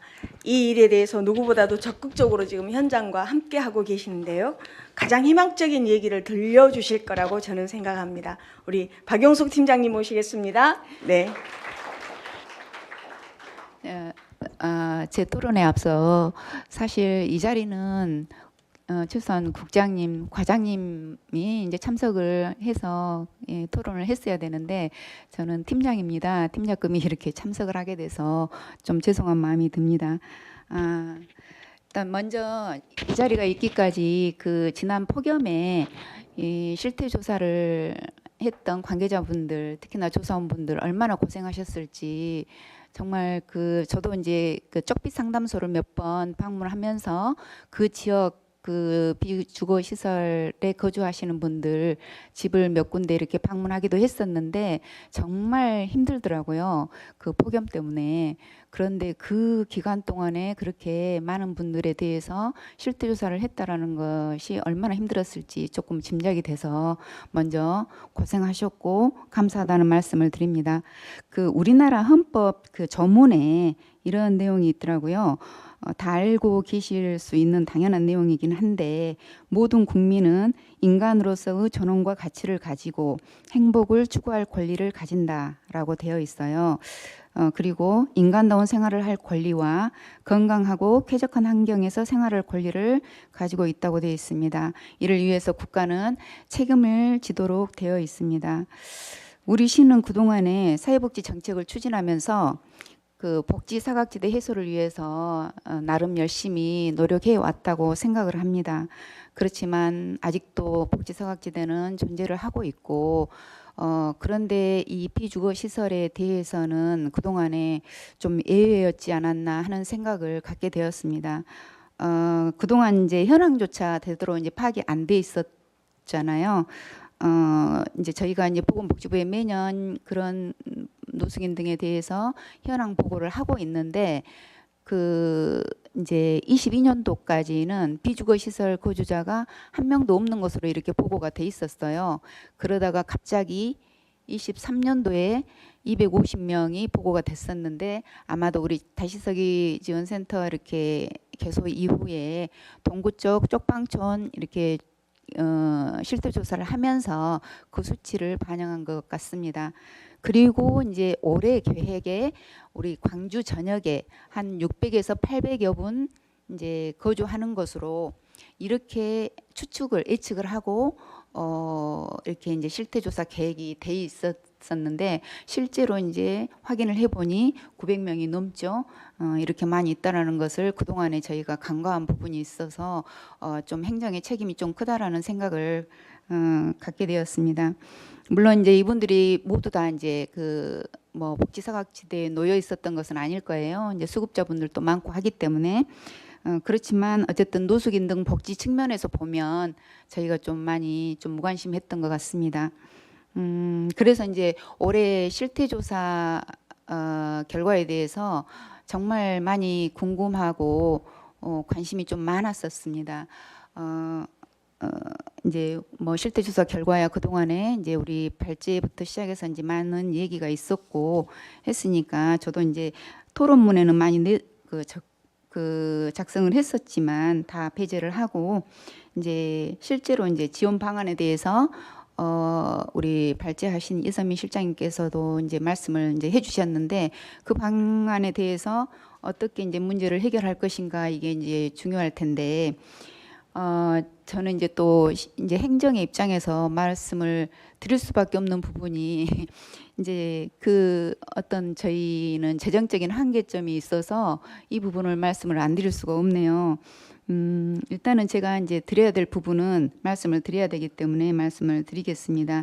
어쨌든 비주거 시설 거주민을 위해서는 지원주택도 확대를 해야 되고 또 의료 서비스도 강화를 해야 되고 또 이제 뭐 거점 상담소 이런 것도 추가로 설치를 해야 되고 하는 그런 부분 때문에 재정적으로 상당한 투자가 필요하다고 생각이 됩니다. 그런데 지금 장기적으로 이렇게 그 이제 경기 침체가 지속되고 있고 또 부동산 또 경기가 악화되고 있고 이런 상황에서 이제 지방 세입은 줄어들고 있고 그다음에 특교세도 많이 이렇게 감소되고 있고 이제 이런 상황이라고 합니다.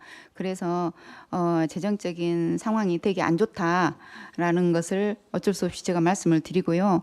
거기다가 이제 우리 시 같은 경우는 이제 사회복지 예산이 다른 타시도에 비해서 비중이 좀 높습니다. 올해 24년도 기준으로 해서 이제 사회복지 예산이 3조 779억 원인데 전체 예산이 이제 우리 시 전체 예산이 8조 1230억 원이었어요. 그래서 이렇게 비율로 보면 사회복지 예산이 37.9%에 달하고 있습니다. 거기다가 올해 제3기 사회복지 시설 종사자 초부 개선 지원 확대로 해서 복지 예산 비중이 계속 늘어가고 있는 상황입니다. 그래서 이제 시 재정만 가지고 사업을 이렇게 확대하거나 또 신규 지원을 이렇게 한다라는 것이 상당히 어려운 부분이 있다. 저희가 이제 예산 요구하면서 편성하면서 이런 과정을 겪으면서 정말 어렵구나 하는 것을 제가 느꼈기 때문에 이런 말씀을 드리는 거고, 그래서 이제 정부 이제 이런 신규 사업이랄지 이런 것들에 대해서는 중앙 정부나 또 자치구 그리고 유관 기관 단체들도 같이 협력을 해야겠다. 그렇지 않으면 우리 시 자체 예산만 가지고는 정말 너무나 어렵겠다 이런 생각을 갖게 됐습니다. 특히나 이제 북구 지역에 이번에 이제 많이 건의를 하셨는데 이제 그 쪽비 상담소하고 유사한 이제 거점 공간이 필요하다라는 부분에 대해서 저도 이제 공감을 하거든요. 그래서 이제 한 달여 전쯤 우리 그 다시서기 종합지원센터 우리 그 김승도 과장님하고 그쪽 지역을 방문을 했었어요. 그래서 이제 둘러봤거든요. 뭐 가정 방문을 한 것은 아니고 차로 이제 전체적으로 이렇게 둘러봤는데, 그래서 거기에서 느낀 점을 제가 말씀드리자면 일단 그 북구 지역 비주거 시설은 동구 대인동 계림동 그쪽 지역하고는 좀 차이가 있구나. 일단은 밀집도 부분에서 좀 차이를 많이 느꼈습니다. 동구 같은 경우는 아주 촘촘하게 밀집이 돼 있어서 이렇게 이제 그 예를 들어서 쪽비 상담소하고 거리감이랄지 이런 게 아주 가깝고, 그래서 이제 이렇게 뭐 쪽비 상담소 역할을 아주 이제 훌륭하게 지금 잘 해내고 있는데, 북구 같은 경우는 거점을 어느 지역에다 정해야 될지 그 고민부터 이제 들더라고요. 그래서 거점이 워낙 이제 우리 비주거시설 거주민이 많기 때문에 필요하기는 한데 그 지점 정하는 것도 상당히 고민스럽고, 그 다음에 어느 지역인가 이제 만약에 거점을 지정한다고 하더라도 상당히 접근성에 문제가 있겠다 하는 그런 고민도 하게 됐었습니다. 그거는 제가 이제 보고 느낀 부분에 대해서 이제 말씀을 드린 거고, 참고로 저희가 내년부터 그 종합사회복지관이 우리가 20개소가 있는데 그 종합사회복지관에서 이동형, 그러니까 지역 밀착형 사업이라고 해서 이동형 거점 복지관을 운영을 하게 돼요. 그래서 이제 항상 머릿속에 생각한 게 동구에 있는 쪽비 상담소 같은 그런 거점 거점형 이동 복지관이 필요하다. 이런 생각을 했는데 마침 이제 그 사업을 내년부터 이제 하게 돼서 이 부분하고도 같이 좀 고민이 돼야 되겠구나. 이런 생각을 지금 갖고 있습니다. 어쨌든 북구 쪽에 이제 워낙 우리 비주거 시설 그 거주민들이 많고 하기 때문에 이제 오늘 뭐 북구청에다 이제 연락해서 와달라 이런 말씀은 안 드렸지만 북구청에서도 함께 고민을 해야 되고, 그다음에 또 협력도 많이 좀 해야 될 부분이 있는 것 같습니다. 그리고 이제 마지막으로 이제 말씀을 마무리하자면, 어쨌든 비주거 시설 거주민의 문제는 단순히 개인의 문제가 아니고 우리 지역사회의 문제다. 지역사회의 문제이고 지역사회 우리 모두의 책임이다. 특히나 우리 광주시의 책임이 가장 크다. 이런 생각을 하고 있습니다. 아까 우리 시장님께서 영상 그 말씀을 통해서 이렇게 토론회를 통해서 준비된 건 시도 적극 함께 하겠다라고 하셨듯이 저희도 제가 아까 이렇게 어려운 말씀만 드렸던 것 같은데 사실 마음은 적극적으로 어쨌든 지원하고자 하는 의지가 있습니다. 실태 조사 결과하고 오늘 토론에 그 논의된 내용들을 바탕으로 해서 저희가 적극적으로 정책을 수립하고, 그래서 거주민들의 생활 안정 그리고 삶의 질 향상을 위해서 적극 노력하겠다는 말씀드립니다. 아까 우리 박미정 의원님도 이제 계시지만 아까 이제 환복이 의원님들도 너무너무 적극적으로 우리 이제 박미정 의원님 뜻에 따라서 지원을 하겠다라고 말씀을 하셨고, 또 이제 조례 제정까지 이미 준비를 하고 이런 상황이기 때문에 아마 의회에서 가장 큰 힘이 돼주지 않을까 이렇게 생각을 합니다. 이상 마치겠습니다. 수고하셨습니다. 오늘 이렇게 토론회를 보니 약간 광주에 계시는 비주거 시설 거주민들은 노숙인이라고 하기에는 좀 다른 뚜렷한 그 특징이 있더라고요. 근로의 능력도 있고 의지는 있으나 하루 평균 노동 시간이 6시간이었습니다. 그래서 그 이유가 건강상인데 우리가 또 일복지라고 그러잖아요. 일을 통해서 건강을 회복할 수도 있는 이런 방안들로 생각을 전환해 보면 어쩔까라는 생각이 들었고요.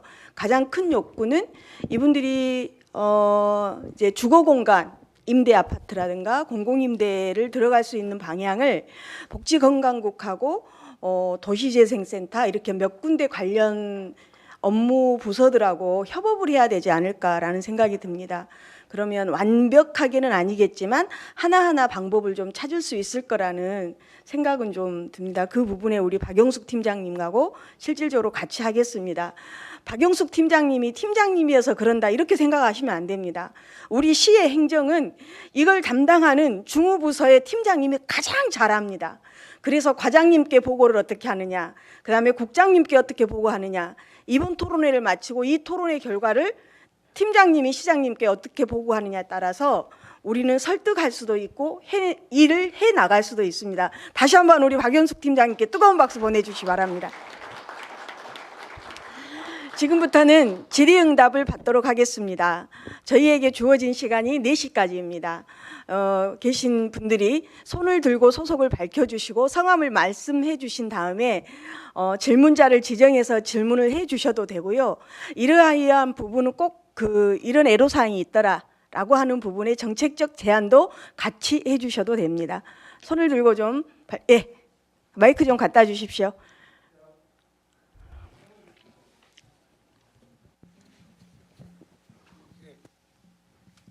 저는 동구 대인동 그 쪼방촌에 살고 있는 여인수 204호에서 살고 있는 이영찬이라고 하는데요. 예, 저도 요 다름 아니고 제가 여기 광주에서 사는 데가 8년째 됐는데 이 아까님의 뭐 사회복지 뭐니 하고 막 그러시던데 제가 이거 8년 동안 제가 여기 남구 동구 소구에서만 살았는데 제가 위급한 상황에 있었을 때 이게 각 구청하고 각 구청에서 못했던 역할을 있었는데 그러면 제가 강주시청에서 와가지고 복지팀한테 면담을 그렇게 요청을 했거든요. 그래가 제가 긴급한 서류까지 띄워다 줬는데 제가 그 기간을 갖다가 이 관공서 직원들이 왜 8년 동안 1년 동안을 저를 갖다 그렇게 기만하고 뭐 했는지도 모르겠지만은 그 사회복지 제도라는 제도를 갖다가 제가 못 받고 지금 현재 제가 쪽방촌 연수에서 살고 있다가 조만간 이제 다른 데로 이사 가게 생겼는데 제가 좀 그렇습니다. 제가 지금 몸살 감기 걸리고 그랬는데 병원 이제 이거 바로 옆에 내과로 가가지고 감기 약을 맞으려고 하는데 왜 65세만 감기 몸살 뭐 그런 것을 갖다 맞게끔 해주는 것 정책도 잘못돼 있고 솔직히 말해서 65세 이상 되신 분도 제가 69년생인데 저보다 연배가 있었으니까 저보다 더 이제 사회에서 그만큼 일을 하시고 뭐 국가에다 이바지를 했겠지만 저도 제 나름대로 33살 때까지 제가 경상북도까지 제가 가가지고 일을 엄청나게 했습니다. 그리고 이 대인동도 목욕탕, 가정집, 학교, 초중고, 대학교까지 다 돌아다니면서 다 해줬는데 어쩐지 아십니까? 인건비가 장난칩니다. 그리고 사람은 무시해요. 학교 어디 나오냐? 그거 다 떠나서 저는 지금 몸이 아파서 죽겠는데 병원 좀 가가지고 강제약을 맞으려고 하는데 못 놔주겠다는 거예요. 제가 사장을 했어요. 제가 현재 처한 거 그렇게 했는데도 사람들이 무시를 해요. 병원 자체에서도 무시를 하는데 그러면 제가 여기 시청 와가지고 얼마나 제가 말을 많이 했습니까? 근데 제가 여기 왔었을 때는 왜 긴급 사회복지를 갖다가 안 해주고 나와가지고 이렇게 힘들게 만들어 놓고 막상 이렇게 토론해버리면은 여기 계신 분들 지금 거의 1시간 50분 동안 해버렸는데 원래는 30분에서 그 정도에서 좀 짧게 하고 이렇게 또 물어보고 하면서 그렇게 해야 돼. 원래 원칙인데 여기 전부 다 오신 분 먼저 말씀해 버리니까 아까쯤에 가신 분들도 그래서 애로사항도 있어요. 이렇게 돌아가면서 질문하면서 정책 발표를 하고 앞으로 어떻게 하겠습니다 해야 되는데 전 이제 간단하게 말씀드리겠습니다. 여기 주거비를 갖다가 제가 서구에서 8년 약간 못 있게 살고 왔는데 제가 서구에서 피눈물 흘렸는데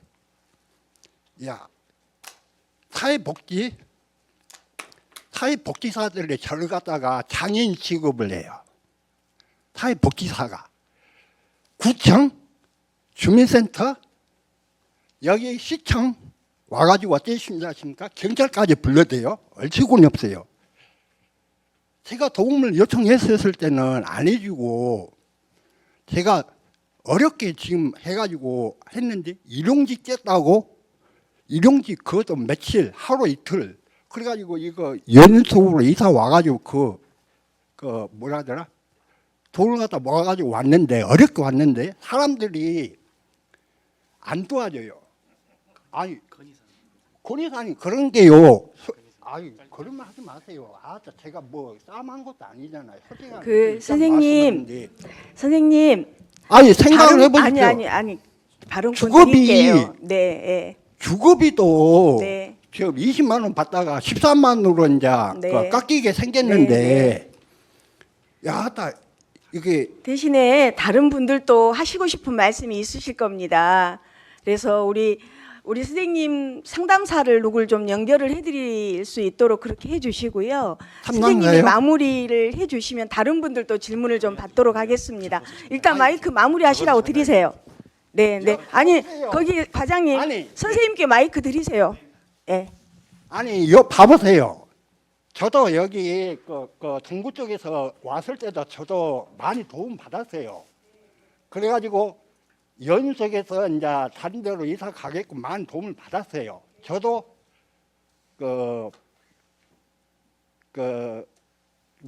다른 일반인에서 이제 뭐 다른 분야로 해가지고 만들어가지고 하고 있는데 솔직히 말해서요. 도움을 요청했으면은 도움을 좀 들어줘 와가지고 한데 어떠신지 아십니까? 시청에서는 구청 가라고 구청에서는 주민센터 가라고 주민센터는 다시 시청 오라고 저를 갖다가 10번 갖다 뺑뺑 돌린 거예요.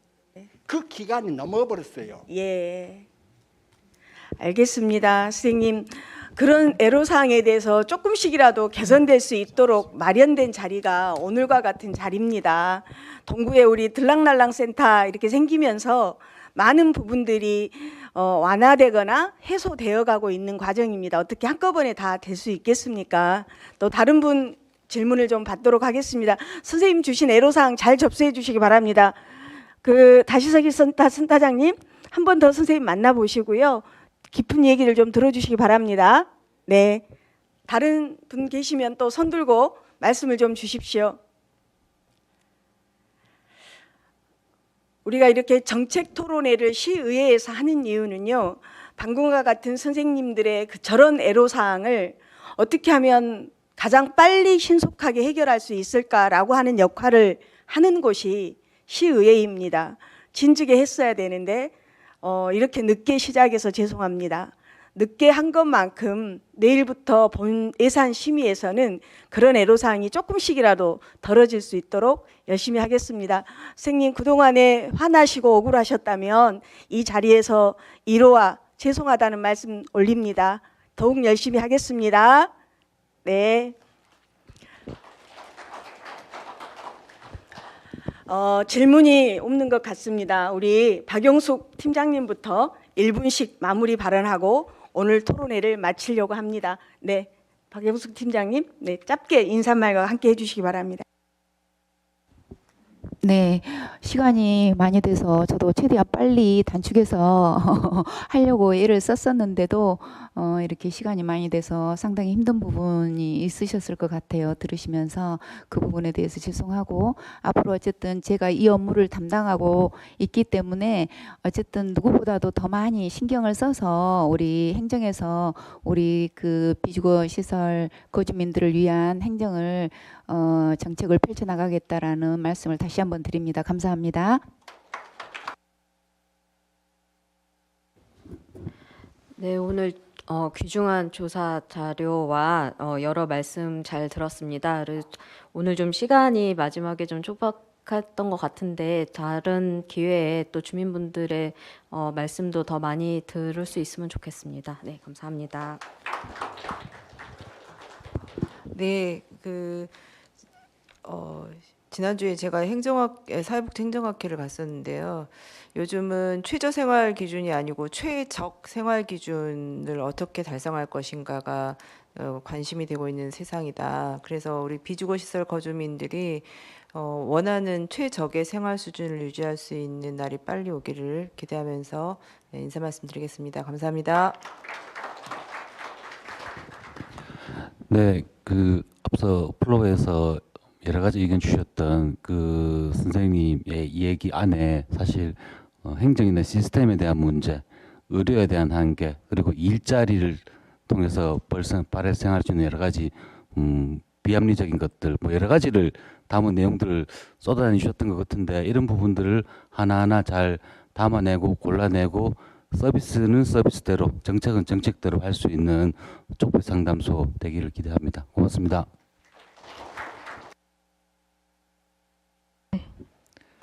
정신 건강 없이 건강이 없다라고 합니다.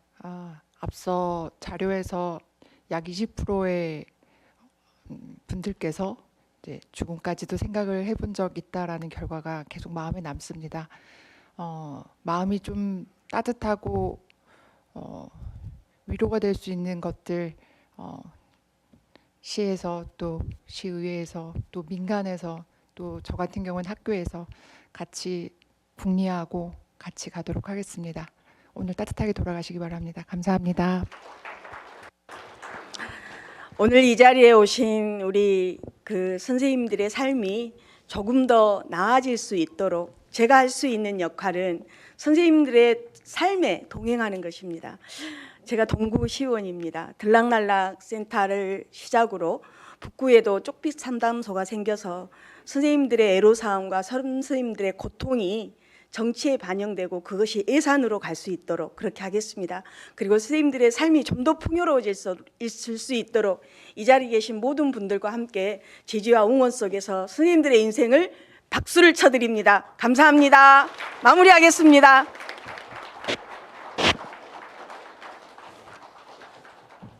예, 토론회를 진행해 주신 저희 박민정 의원님, 그리고 발제와 열띤 토론을 해주신 모든 토론자분들께 감사 말씀드립니다. 이것으로 저희 광주광역시 비주거시설 거주민 복지 증진을 위한 정책 토론회를 모두 마치도록 하겠습니다. 모두 끝까지 준비해 주시고 경청해 주셔서 감사 인사드립니다. 감사합니다.